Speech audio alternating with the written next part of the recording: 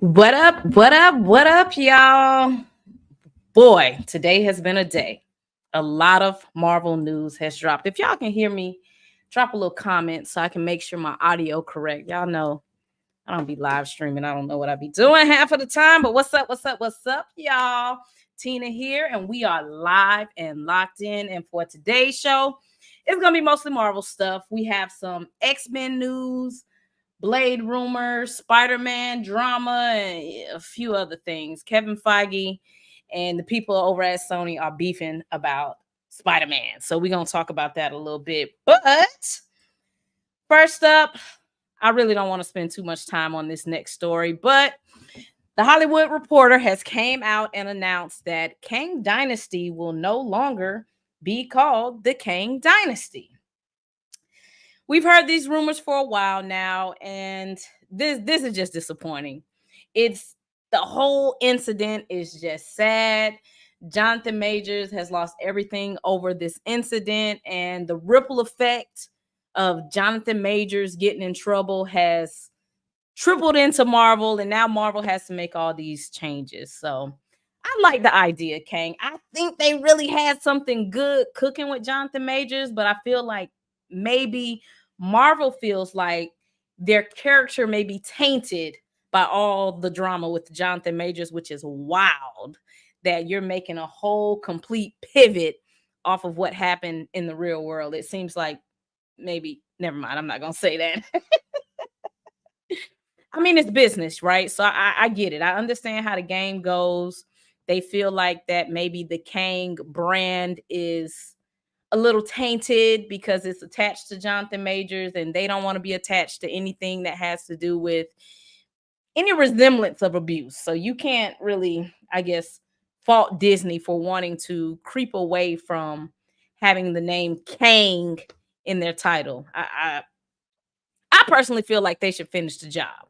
You've started the story. You've trained us Marvel fans on continuity. I think they should recast and just see it through, because what's the other option? You bring in Doctor Doom? I don't want to see Doctor Doom right now. Like, I feel like everybody who says Doctor Doom should come in right now, I feel like if you're a real Doctor Doom fan, you should be totally against that, because you should want Doctor Doom to come in and be built up in a way that it makes sense. I don't want to see Doctor Doom plop down in the Fantastic Four and then all of a sudden he's the new big bad of Secret Wars. I want to see a proper Doctor Doom story. I want to see him built out over several projects. I don't want Doctor Doom rushed into this. And I definitely don't want to see X-Men versus Avengers either. I've seen some people throw that idea out. I think if they did X-Men versus Avengers, it would make a ton of money, but I think it's a lazy idea. I think it's a quick fix, so I don't think they should do that. I think that based off what y'all started, just finish the job, because I don't know what this next Avengers movie is going to be called. Based off the set of movies and TV shows coming out, I have no idea. I don't know. There's no clear direction. There hasn't been a clear direction since Phase 4, so I'm a little stumped on what the next Avengers movie is going to be, since they've X'd out the Kang Dynasty. What do y'all call it? What are we going to call the next Avengers movie? Avengers, let's meet up and figure out who we are. Like, come on, we got to get it together. All right, y'all, let's move on to some Blade news. So there was some rumors circulating last week that Mahershala Ali may be leaving Blade. That has been debunked. It's not true.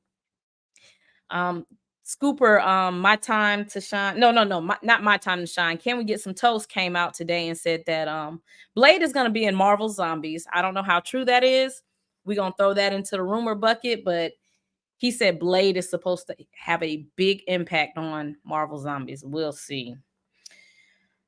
For everybody who started that little rumor that Mahershala Ali may be leaving Blade, no. I feel like Mahershala feels like I'm in too deep. Like, I pitched this idea to Kevin Feige.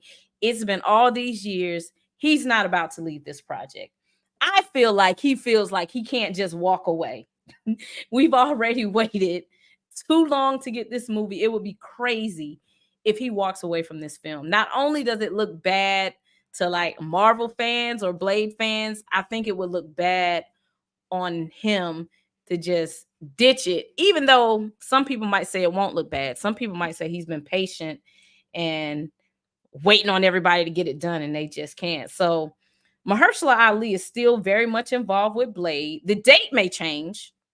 We received some news about that. The Hollywood Reporter did come out and say that Blade might get pushed to 2026, which sounds likely because look, we're already in 2024. They haven't even announced the filming schedule.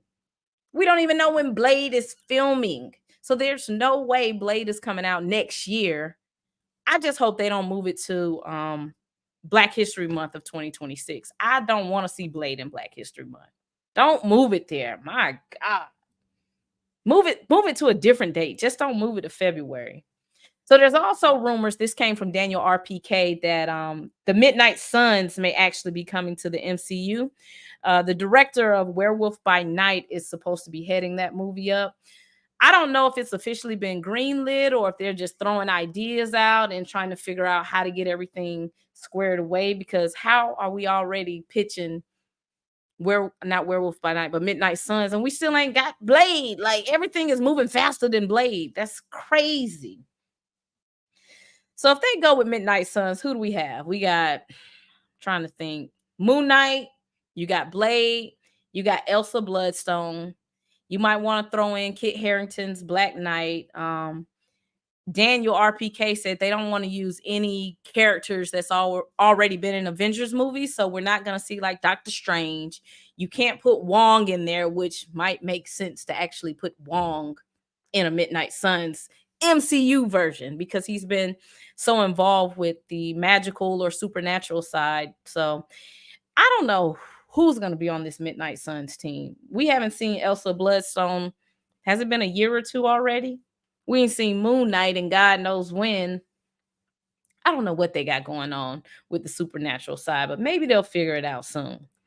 All right, next up, let's talk about the X-Men trailer. So the X-Men trailer dropped. Looks pretty dope. Screen Rant made a pretty cool little banner here that went through some of the highlights of the trailer. So let's skim through some of them, and then we'll get into all the scoops that the showrunner was dropping on Instagram. So one thing that Screen Rant pointed out is that Magneto has a new look. How y'all feel about this look? How y'all feel about I'm laughing because I don't know about this look, Magneto. I'm used to old school Magneto, but I guess the purple is kind of rocking here. Another detail that was mentioned in the trailer is that Magneto said that Professor X left everything to him after he passed away. So in the original X-Men animated series, at the end, Professor X died or drifted away or something. So right now, Magneto is taking claim and saying, hey, Professor X left everything up to me. So what y'all finna do about it? So I did say that I wasn't gonna watch X-Men 97, but I'm a little invested now. I'm bought back in. I think I'm gonna actually check this series out. Next thing we noticed is Jean Grey is pregnant. So I guess we are assuming she's pregnant by Scott, right? Has Jean ever been pregnant in the comics? I haven't read comic books in years, so I don't think she's ever been pregnant in the comics before. I'm assuming she's pregnant by Cyclops, right? They also pretty much stated that Cyclops will be taking the role of Professor X in the series. So he's essentially going to be the leader, which he should. We also got a little glimpse that the Hellfire Gala exists in X-Men 97. I wonder if we'll get a chance to see it. You know what? I'm sure we're going to get a chance to see the Hellfire Gala. Yes, I'm almost 95% sure we will see the Hellfire Club for sure. Now, the showrunner, Beau Demayo, was on Instagram the other day, and he put up a Q&A, and he was like, yo, y'all asked me some questions. I'm going to answer them. which I thought was pretty cool. He's interacting, trying to get the hype up and get everybody involved in the show. And on another note, let me tell you about Mr. Beau Demayo, right? Let me share my screen. Beau, I hit Beau up today. I said, Beau, I ain't got no money and my YouTube channel is small, but I want to interview you. And Beau Demayo, this is what I said. I said, I ain't got no money now, Beau, and my channel is small. And Beau Demayo said, let me see what I can do post March 20th. Marvel's got me locked in until then, but keep on me. Beau, you told me to keep on you, so I'm going to keep on you. You promised me you was going to see if you can come on my channel and give me an interview. So I'm holding you to that, Beau. All right. I am holding you to it. So we're going to go back to his questionnaire. So the first question that somebody dropped was, do I have to watch the previous X-Men series to be able to understand what's going on right now? And he pretty much answered, nah, you can jump in fresh. You don't have to watch the previous series, but if you did watch the previous series, you know, you're going to be able to hold on to some of that nostalgia that only you would feel when you were growing up in the 90s. So the next question was, now, Beau dropped a little tea about Storm. It immediately went viral and he snatched it down. It wasn't on his story anymore. So I don't know if he received a little phone call. I don't know if somebody told him to snatch it down, but that Storm post came. I seen it, both. That Storm post, I think, came off of your page. But somebody asked, will we see a badass Storm? And he answered, yes. Storm is arguably the most powerful and dangerous member of the team. Another question came in and asked, why did y'all give Storm that mohawk? He stated, there's a rhyme and reason for everything. All right. So let's circle back to him saying Storm may be one of the most powerful and dangerous members of the team. Let's be clear. Storm is an Omega level nuclear threat. Jean Grey and Professor X might can slow her down. They may be the only ones in the series that might can slow down Storm a little bit, because when she really goes off, like she can go off, she's unstoppable. And you know what? We've never seen a live action Storm really get busy to her fullest capabilities. I don't know what was going on. I don't know why they nerfed Holly Berry, but she's insanely powerful and they never showed us that in live action. And I'm so mad, but maybe within the next 2 to 5 years, we can see how dangerous Storm is, because Storm is out of control at times. All right. So the next question from Beau Demayo is, will we see Emma Frost live? And he said yes. Let me tell y'all something. I don't know why, but I like Emma Frost. I liked her in live action when she was partnered with Fassbender in X-Men First Class. I like Emma Frost. I like her. She's pretty cool to me. All right. So the next question that they asked Beau Demayo was, will Jean Grey do anything all season besides being pregnant? Listen, let me tell y'all something. If Beyonce ain't taught y'all one thing, she showed that you can be pregnant and still perform. And Beau pretty much said being pregnant is not a death sentence, especially when you're Jean Grey. Our girl has eaten whole planets. So Beau Demayo pretty much telling y'all, don't come into this series thinking Jean Grey is just going to be pregnant with her feet laid up and not going to be out here getting involved with the X-Men. Don't try to play Jean Grey like that. All right. So the next question was, will Jubilee finally get some recognition and powers? He stated, yes, Jubilee will have a little bit of sunshine in X-Men 97. And one of the final questions I picked out was about Morph. So someone asked him, will Morph be formally addressed as non-binary? And he pretty much stated no. The term non-binary did not exist in the 90s, and this show is based off of the X-Men from the 90s.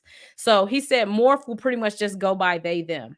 So I seen a lot of people upset about a freaking X-Men being non-binary. Listen, the X-Men have always represented marginalized groups for the most part. So I will never understand, if you're a real X-Men fan, how could you even attempt to get upset if a character is different or labeled different?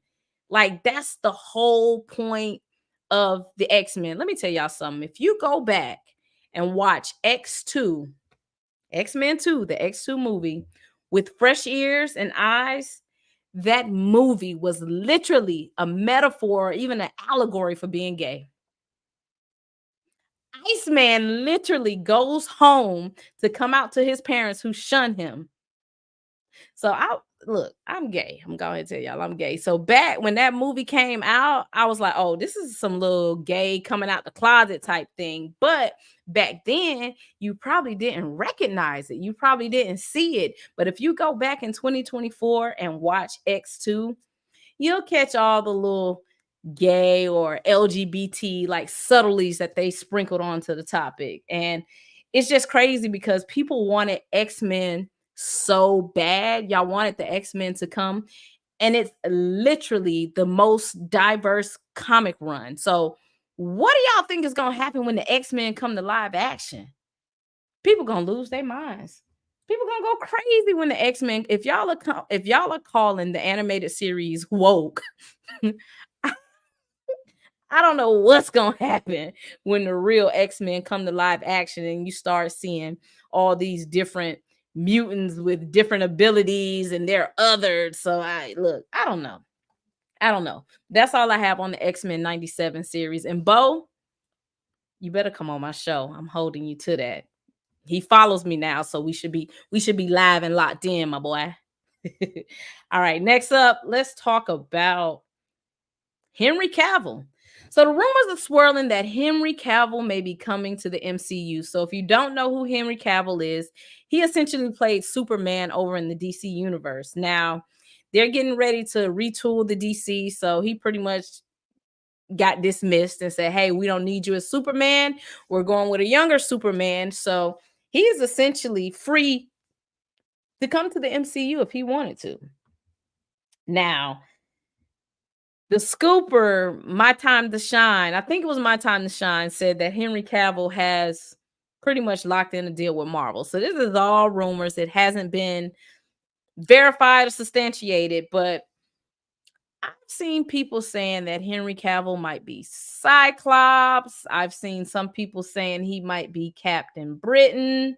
Listen, I have no idea who he's playing, but I know it's not Cyclops. I know for sure he's not playing Cyclops. I think that whenever they do introduce the new school X-Men, if Marvel is smart, which they are, they're a capitalistic company, they would go find some unknown characters or maybe even C-level actors, some unknown actors, I mean, or even C-level actors that you can get for cheap and keep for a long time. So Cavill possibly being Cyclops just makes no sense because I'm sure Henry Cavill demands a pretty penny to be booked, right? You're not going to get Henry Cavill for $1 or $2 million. So I don't think he's Cyclops. I don't know if he's Captain Britain. I don't see how that fits in unless we're going to circle back to some of those characters from Secret Invasion, which people did not like. So I don't know if we're going to revisit that whole scenario again. I just don't know who Henry Cavill could be. Like, there's so many options. And we also don't know when he's coming in. Is he coming in now or is he coming in after Secret Wars? We don't know. So until we know, we have no idea who he can be. I even seen some people say today he might be Doctor Doom. No, nope, he's not Doctor Doom. I wouldn't, no, I don't want to see him as Doctor Doom. I think that would be a crazy casting if you give Henry Cavill Doctor Doom. I don't know who he would be, but definitely not Doctor Doom. All right, next up, there is rumors swirling that there may be some drama between Sony and Marvel and how they want to move forward with Spider-Man 4. So the executives over at Sony They want Spider-Man fast tracked. They want filming to begin immediately, and they want to keep the same director, which is John Watts, and they want it to be a multiversal film. Now, in my opinion, I like John Watts for the Spider-Man movies. I have liked all of the Spider-Man movies he was a part of. I liked Homecoming, Far From Home, No Way Home. All of them work for me. Look, some people, I seen somebody tweet the other day and said Far From Home is the worst Spider-Man movie of all time. I liked Far From Home. Mysterio was putting it on Tom Holland when he created like a zombie s- Tony Stark. Yo, that was insane. I liked Far From Home. So, me personally, I would not mind if John Watts stayed involved in the franchise. I think the way that he's handled Tom Holland and this whole trilogy has been great. So I would be cool if John Watts stayed on. Now, on the flip side, Kevin Feige wants a different director, which is odd. I'm curious to why Kevin Feige wants a different director. I wonder if there's a little tension there because y'all know John Watts was originally supposed to do Fantastic Four and he dropped out. So I wonder if Kevin Feige is feeling a little salty about him leaving Fantastic Four and now he doesn't want him to continue with Spider-Man. But the rumors is Kevin Feige wants a different director because he wants to take the next three Spider-Man movies into a different direction. My opinion is if it's not broke, don't fix it. Like, I don't think we need a new director for Spider-Man. You have a successful franchise. Why would you change what's working? Now, where I do agree with Feige is this new trilogy should have a different approach and feel to it. I don't really want to see another Tom Holland like multiversal project, meaning I don't want to see him with Andrew and Toby. Now, if he's going to be fitting into like the MCU multiverse, yes, that makes sense. I don't want to see them our other old Spider-Man come back. I think you saved them for Secret Wars so it'll be impactful.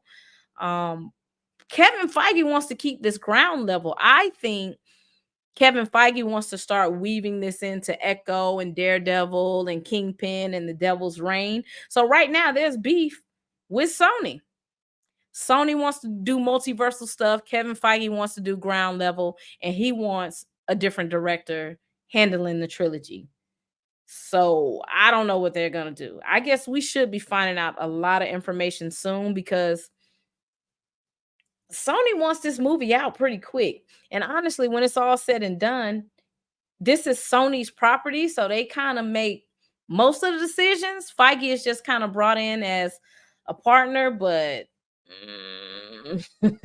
I like the idea of Feige using Echo and Daredevil and incorporating in the Devil's Reign storyline. I'm down for that. Sony, Sony wants to make money. All right. Sony has made a ton of money off of No Way Home, and Sony has made a ton of money off of Spider-Verse. Why would they not want to continue making multiversal movies if these multiversal movies are making them money? So I kind of understand Sony.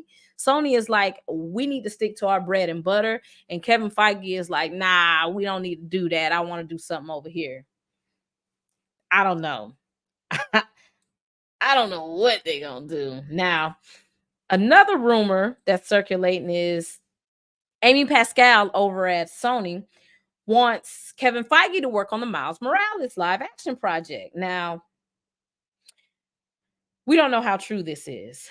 Um, I I don't know. I don't know how far along they are with Miles Morales, but I do believe Kevin Feige would do a better job at handling Miles Morales than Sony. Sony has been dropping the ball with their live action films. Madam Web isn't doing good.